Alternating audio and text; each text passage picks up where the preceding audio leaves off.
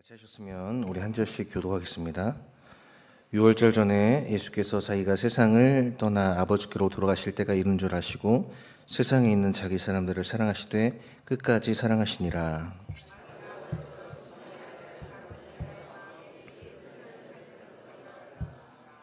저녁 먹는 중 예수는 아버지께서 모든 것을 자기 손에 맡기신 것과 또 자기가 하나님께로부터 오셨다가 하나님께로 돌아가실 것을 아시고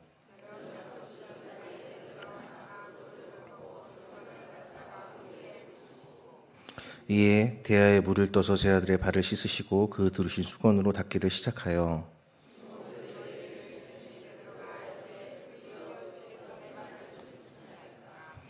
예수께서 대답하여 이르시되 내가 하는 것을 내가 지금은 알지 못하나 이후에는 알리라.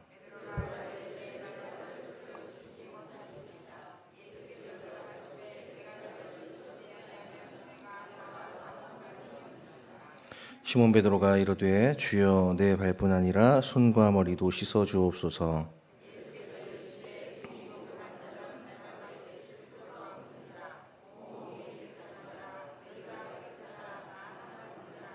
함께 읽겠습니다.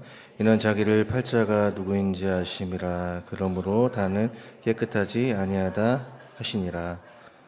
아멘. 할렐루야. 예배 자리에 나오신 여러분 모두를 환영하고 축복합니다. 앞뒤 좌우 계신 분들과 함께 인사를 나누겠습니다. 주님께서 당신을 사랑하십니다. 이렇게 인사를 나눌까요?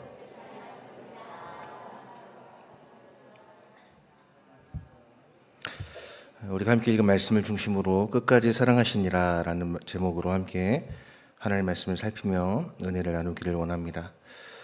13장 말씀부터는 예수님께서 이제 자신의 사람들을 챙기시는 그러한 장면이 나타나 있습니다. 그래서 오늘 1절을 보면 시간적인 배경이 드러나 있죠. 그 시간적인 배경을 본문에서는 유월절 전이라고 말씀하고 있습니다. 그러니까 지금 예수님께서 유월절 전에 죽음을 이제 앞에 목전에 두셨다는 의미를 우리가 알 수 있는 것이죠. 여러분들은 만약에 저도 그렇고 여러분도 그렇고 언젠가 육체적인 죽음을 맞이할 그때 죽음을 앞에 두셨을 때 여러분들 어떤 행동을 하시겠습니까? 물론 그때는 이제 우리의 기력도 많이 떨어지고 뭐 이렇게 움직이는 것도 아마 거동조차 불편할 수도 있겠지만은 오늘 죽음을 앞두신 예수님의 모습 속에서 예수님이 얼마나 참으로 우리들을 사랑하셨고 우리들에게 섬김의 본을 보여주셨는가를 살펴보려고 합니다. 먼저 1절에 보시면은 자기가 세상을 떠나 아버지께로 돌아가실 때가 이른 줄 아시고 세상에 있는 자기 사람들을 사랑하시되 끝까지 사랑하시니라 라고 말씀하고 있습니다. 우리가 신앙생활 하면서 한 가지 확실히 신뢰해야 할 것, 그리고 절대 의심하지 말아야 할 것이 있다면 그것은 바로 하나님의 사랑입니다. 여러분, 우리는 하나님의 사랑을 먹고 사는 존재입니다. 그리스도인은요, 하나님의 사랑을 먹고 사는 존재입니다. 여러분, 오늘 하나님의 사랑 많이 받으셨나요? 그 성도는 하나님의 사랑을 먹고 사는 존재입니다. 저도 마찬가지죠. 제가 하나님의 사랑을 모르고 또 하나님의 사랑을 받지 못한다면 아마 저의 마음은 메말릴 거예요. 저의 입술은 거칠 것이고 저의 눈빛은 사나운 사자의 눈빛이 될지도 모르겠습니다. 상상이 안 가시나요?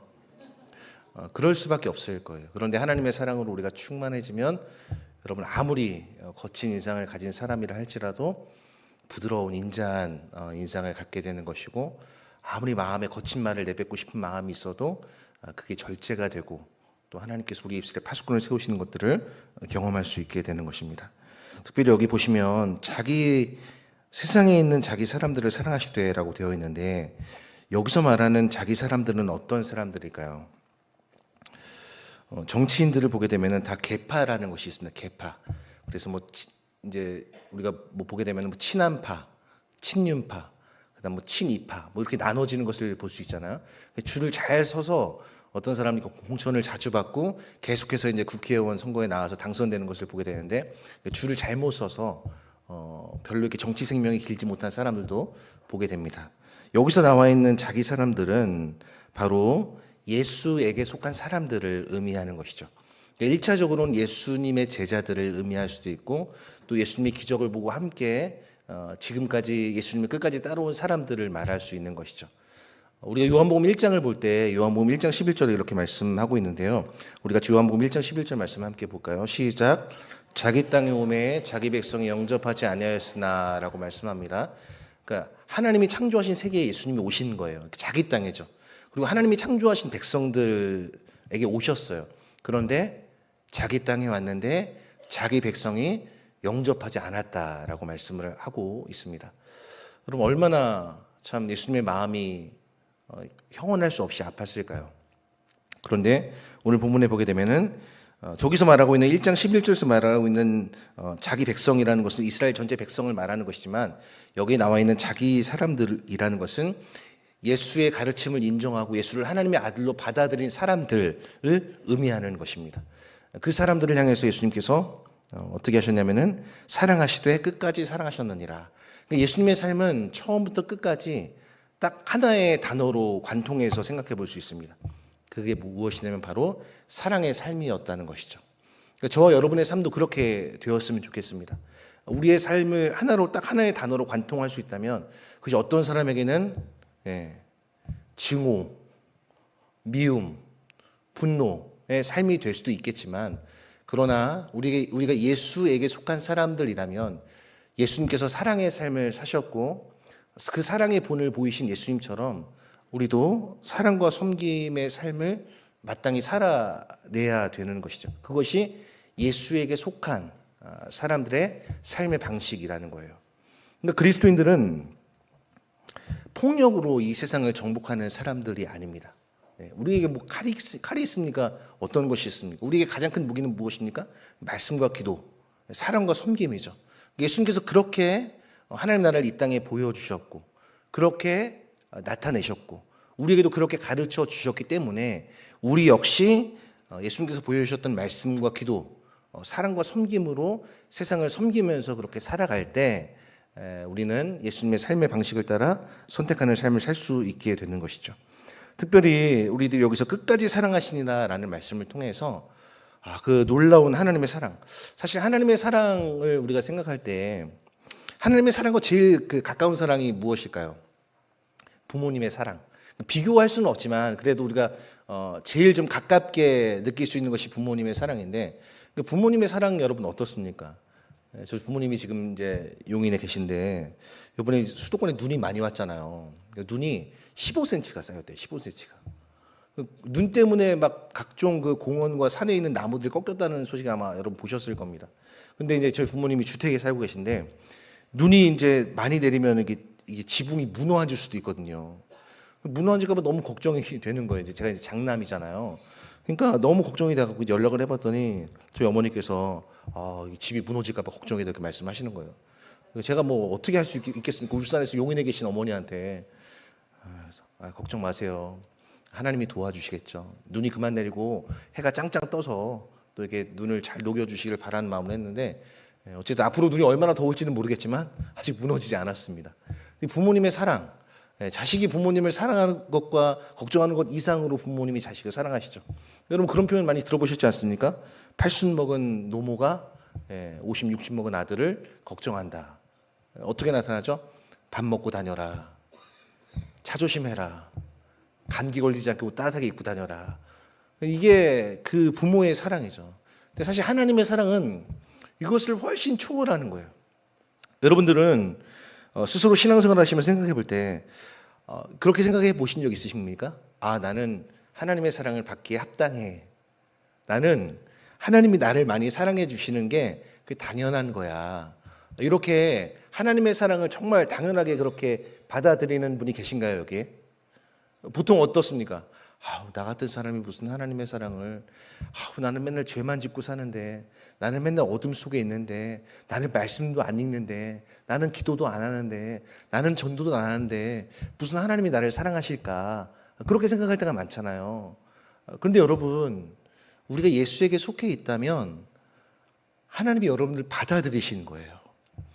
여러분, 우리는 행위로 구원받는 것이 아닙니다. 물론 우리가 나중에 천국에 가서 상급은 우리가 행한 일로 상급을 받게 되지만 구원은 우리의 행위로 받는 것이 아니라는 것이죠. 그러니까 여러분, 하나님 안에서 저와 여러분들이 신앙생활하면서 가져야 할 것은 무엇이냐면은 그 안정감을 여러분들이 받아들이셨으면 좋겠어요. 아, 나는 주님께 용납된 존재다. 그 용납이라는 말, 주님이 우리를 용서하시고 이렇게 받아들이신 거예요. 와도 돼, 나한테. 내가 너를 받아들여 줄게. 사실 여러분, 받아들여진다는 것이 얼마나 큰 건지 아십니까? 양자를 삼을 때 그 양자가 받아들여지는 거잖아요. 생판 모르는 사람을 향해서 엄마 아빠라고 부르는 거잖아요. 그러니까 하나님이 우리를 자녀로 삼아주신 게 그런 거거든요. 우리가 전에는 마귀에게 끌려갔단 말이에요. 근데 이제는 예수 그리스도로 말미암아 우리가 의롭게 되었기 때문에 이제는 하나님을 아빠, 아버지라 부를 수 있다라고 그렇게 말씀을 하고 있는 거예요. 그러니까 신앙생활하면서 여러분, 우리가 위축되고 수축될 수 있습니다. 특히 이제 막 겨울이 되면 그래요. 겨울이 되면 저는 겨울을 45번째 겪고 있는데 겨울을 겪을 때마다 이게 참 되게 적응하기가 쉽지가 않아요. 봄, 여름, 가을은 좀 이렇게 많이 겪어봐서 괜찮은데 똑같은 횟수로 겪었는데 어쩜 그렇게 겨울은 적응하기가 어려운지 모르겠어요. 겨울만 되면 사람이 몸이 이게 좀 위축되잖아요. 그리고 막 이렇게 몸도 움츠러들게 되고, 여러분, 이럴 때일수록 여러분이 하나님의 사랑으로 달려가셔야 돼요. 하나님, 저를 사랑해 주세요. 하나님, 저를 용납해 주세요. 예수님 자기 사람들을 사랑하셨는데 끝까지 사랑하셨다고 되어 있잖아요. 그래서 로마서 8장 38절과 39절은 우리에게 이렇게 말씀해 주고 있는데, 우리 같이 한번 말씀을 읽어보겠습니다. 내가 확신하노니 사망이나 생명이나 천사들이나 권세자들이나 현재일이나 장래일이나 능력이나 높음이나 깊음이나 다른 어떤 피조물이라도 우리를 우리 주 그리스도 예수 안에 있는 하나님의 사랑에서 끊을 수 없느니라 라고 말씀을 하고 있어요. 그러니까 우리의 마음에 죄책감으로 힘들고 우리의 마음에 의심과 불신의 싹이 차오를 때 여러분, 그걸 그냥 가만히 놔두시면 안 됩니다. 가만히 놔두시면 안 되고 그것을 빨리 끊어내시고 다시 말씀 앞으로 달려가서 이 말씀을 붙잡아야 돼요.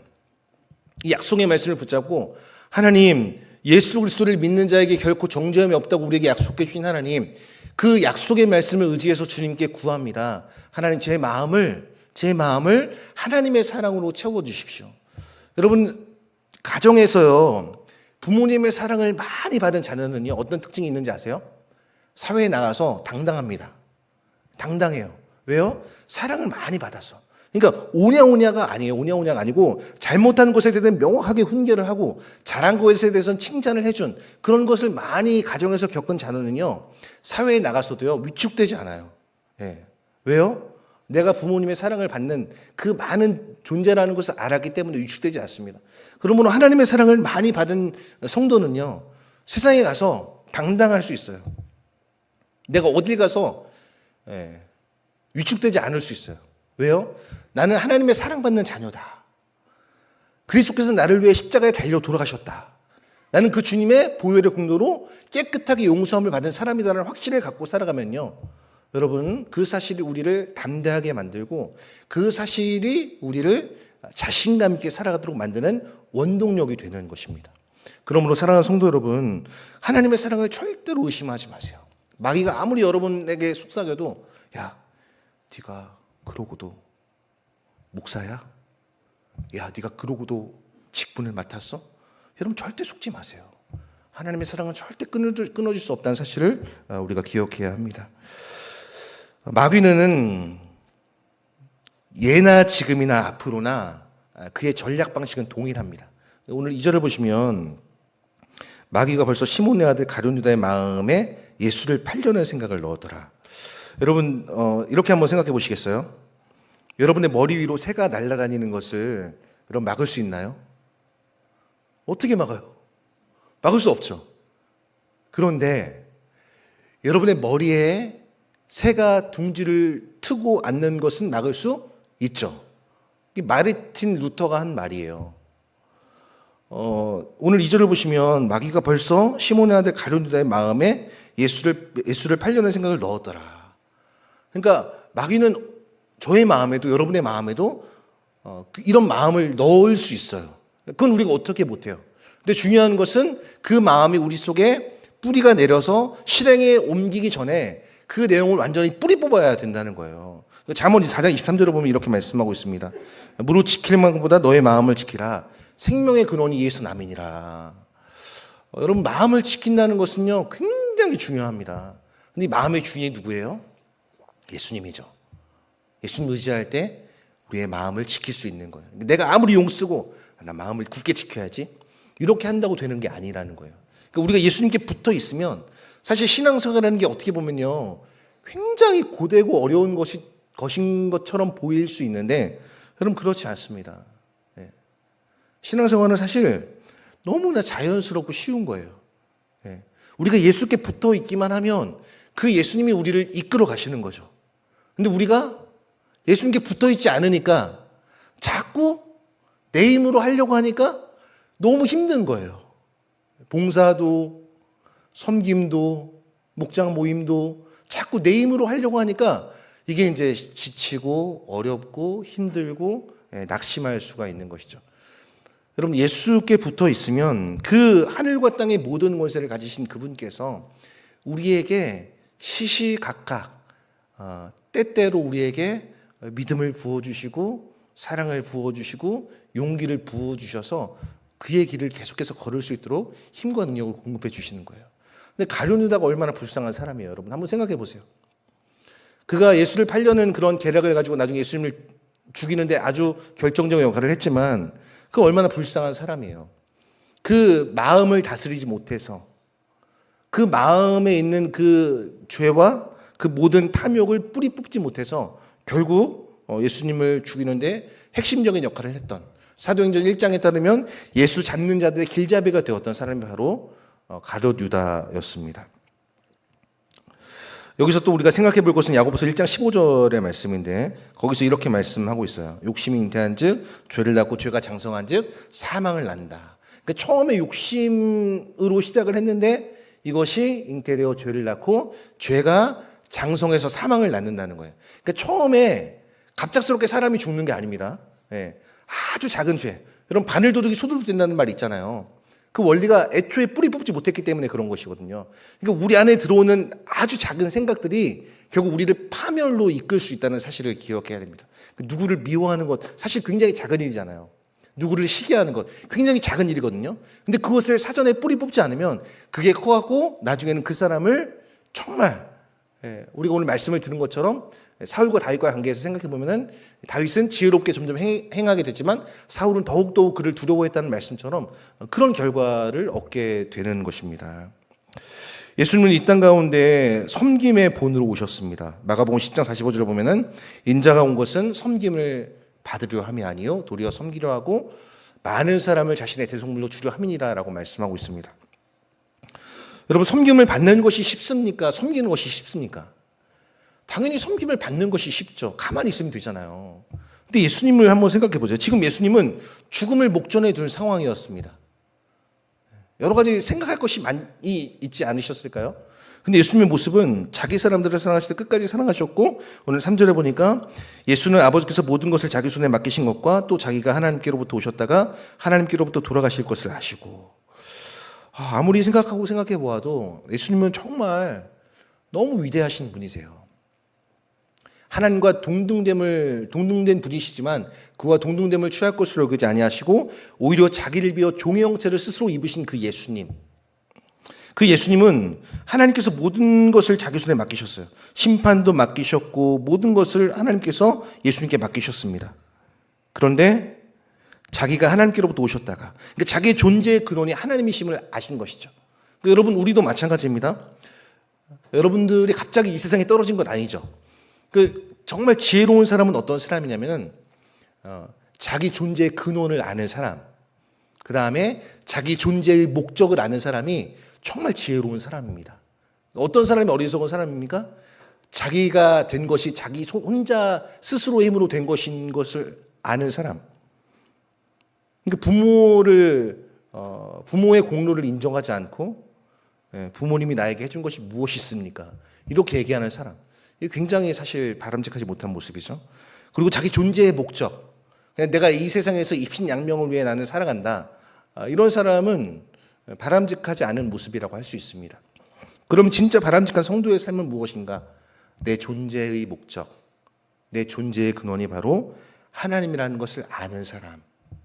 그러니까 결국 우리는요, 하나님께로부터 왔다가 하나님께로 가는 존재예요.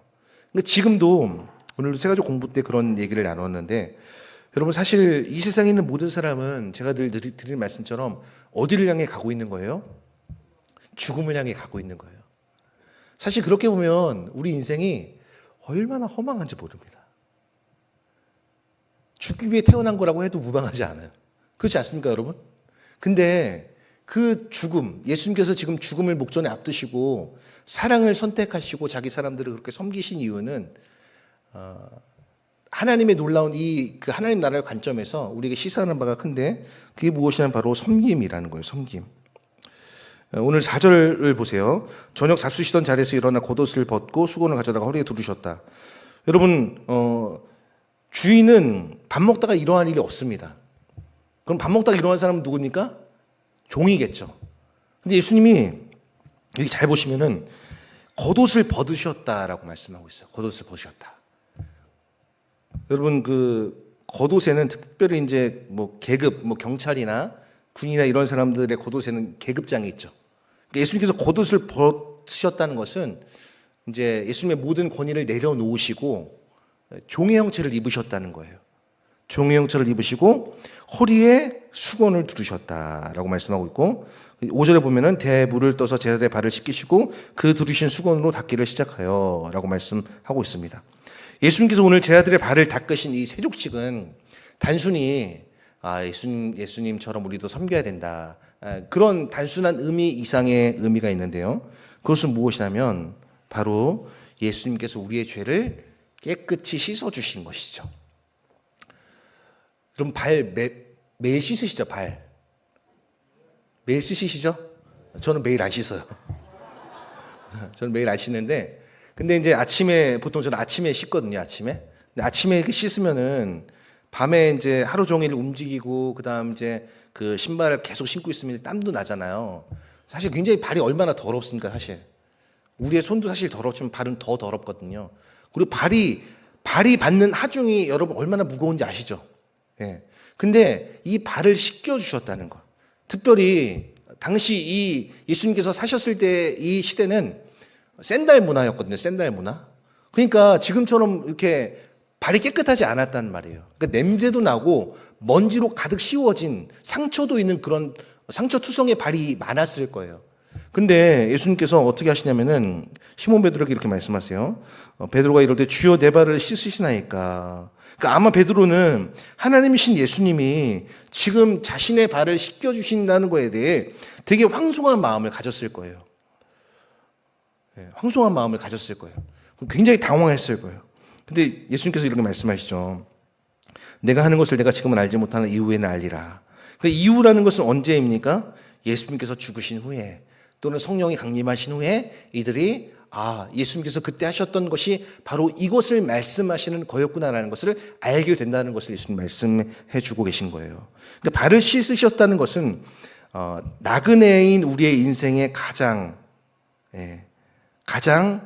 지저분한 그 발을, 그러니까 우리의 더러운 죄악을 예수님께서 씻어 주셨다는 것을 말씀해 주고 계십니다.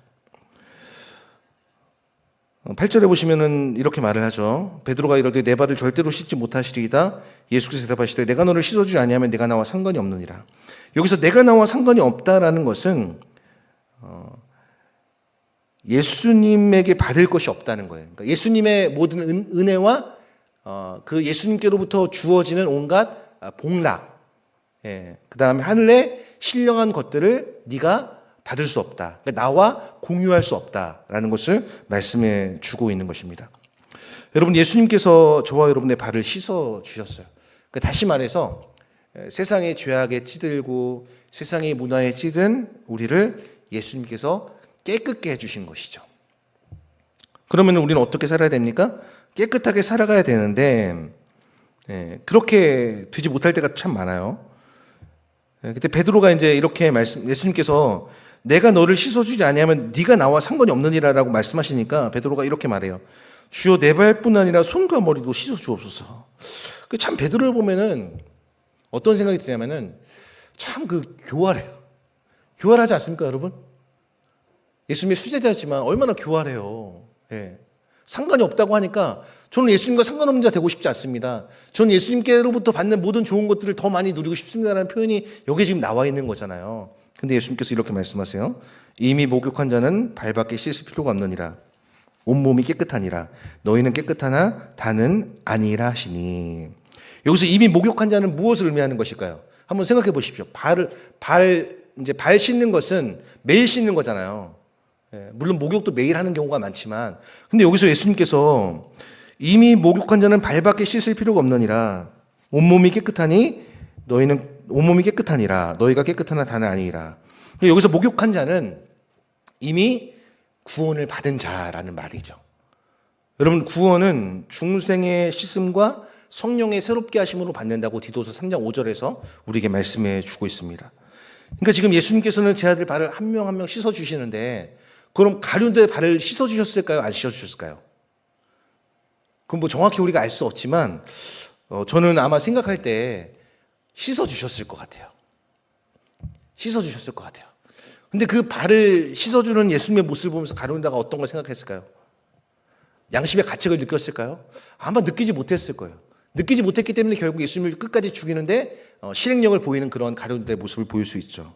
그래서 예수님께서 자기를 팔자가 누구인지 아심이라. 그러므로 다는 깨끗하지 아니하다 하시니라라고 말씀을 하고 있습니다. 사랑하는 성도 여러분, 우리는 이미 거듭난 자입니다. 거듭난 사람은요, 하나님의 사랑과 보호하심을 받아요. 왜 그러냐면 예수 안에 있기 때문이에요. 여러분, 예수 안에 있다는 것이 얼마나 놀라운 건지 아세요? 오늘 새가족 공부를 했는데 이제 등록하고 두 번째 새가족 공부에 참여하는 분이 계세요. 근데 그런 분이 이제 그런 말씀을 하시는 거예요. 그 성경을 읽을 때 그 요한복음부터 읽으면 좋습니다라고 제가 이제 말씀을 드렸거든요. 근데 그분께서 하시는 말씀이 와닿지 않아요, 그러시는 거예요. 와닿지 않아요. 그래서 제가 뭐라고 말씀드렸을까요? 당연한 겁니다. 여러분, 가랑비를 처음 맞았는데 옷이 다쳤습니까? 소나기도 아니고 가랑비를 맞는데 옷이 다 안 젖죠. 우리 가랑비에 옷 젖는다는 것은 그 가랑비에 계속 자기를 노출시켜야 된다는 것을 말하는 거잖아요. 그러니까 여러분 마찬가지입니다. 믿음을 성장시키고 싶으면 말씀을 계속 들으셔야 돼요. 말씀을 계속 들으시고 그 말씀이 우리 속에서 내면화되도록 노력하셔야 돼요. 그러니까 반복하셔야 돼요. 여러분, 반복이 제일 좋은 선생님인 거 아십니까? 여러분, 암송이 우리 그리스도인들에게 필수인 이유는 내가 주께 범죄하지 아니하려 주의 말씀을 내 마음에 두었나이다. 그게 뭐냐면 암송이거든요. 여러분 마음에 둔 것을 누가 빼앗아갈 수 있겠어요?